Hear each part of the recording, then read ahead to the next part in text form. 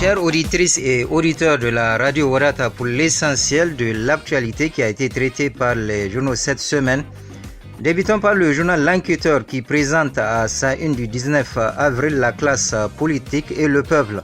30 ans de trahison. Selon ce journal, le peuple du Niger va mal, très mal d'ailleurs. Ceux qui ont fait de la politique leur profession en sont la principale cause.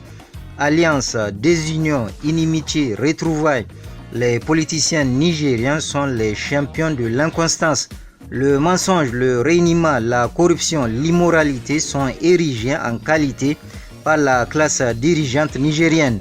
Le journal Le Monde d'aujourd'hui, pour sa part, affiche à la première page de sa publication du 20 avril entrée de Kishinkasa à la majorité au pouvoir, un casse-tête chinois pour le PNDS Taraya. Le Monde d'aujourd'hui décrire par la suite Kishinkasa n'est pas un acteur plein. C'est Albadé le parrain qui négocie avec le PNDS Taraya, dont certains ténors n'ont pas vu d'un bon œil l'arrivée impromptue d'Ibrahim Yacoubou aux côtés du Parti Rose. Sur ce sujet, on peut lire dans la rubrique L'échiquier de l'Enquêteur paru le 20 avril ce qui suit. Pour son tout premier anniversaire au pouvoir, Bazoum Mohamed vient de s'offrir une recrue de taille, à savoir Ibrahim Yacoubou, l'Enquêteur de poursuivre. Tout laisse croire qu'Ibrahim Yacoubou ne sera pas le premier leader de la CAP 2021 à changer de bannière au profit de la Renaissance 3. À qui le tour? Telle est la question que se posent nombre d'observateurs. De son côté, le Canard en furie s'interroge à sa une du 19 avril.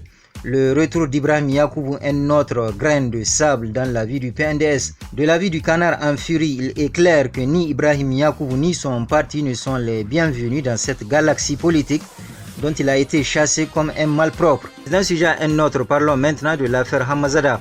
Dans un billet présenté à la une du journal Le Hérisson du 22 avril, on découvre ces phrases. Qui l'aurait imaginé? Un ministre de la République en exercice placé sous mandat de dépôt. Ça se passe en Afrique, plus précisément au Niger. Quant au journal Le Sens de l'Histoire, il propose à sa une du 20 avril justice. Rattrapé par ses casseroles à la sopamine, le ministre Zada Mahamadou est écroué à Kolo.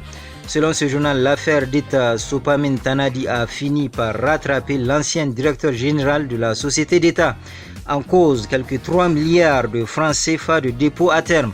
Le journal L'Enquêteur sur le même sujet présente à sa une du 21 avril après Hamazada le cas du ministre de l'Hydraulique poursuivi pour détournement présumé de biens privés pose problème. L'Enquêteur décrit, tout comme Zada Mahamadou, l'actuel ministre de l'Hydraulique Adam Mahaman a maille à partir avec la justice. Ça commence à faire beaucoup pour le MPR Jamhouria, le parti de ces deux ministres. Le journal L'Enquêteur d'ajouter, seulement le président de la République n'a pas été vigilant quant à la moralité présumée de certains ministres. Comment le ministre de l'Hydraulique a-t-il pu se maintenir à son poste malgré son passé trouble à l'ONG Réseau d'appui aux initiatives locales? De l'affaire Hamazada, progression vers cet autre sujet qui a été abordé par les journaux, à savoir l'éventuelle création d'un Sénat au Niger. Relativement à ce sujet, on peut lire dans les colonnes du Canard déchaîné du 19 avril la plus grande critique faite à cette idée de création d'un Sénat et le fait qu'elle apparaît aux yeux de nombreux citoyens comme une stratégie visant à répondre à cette logique de partage qui prévaut au sein de la classe politique nigérienne.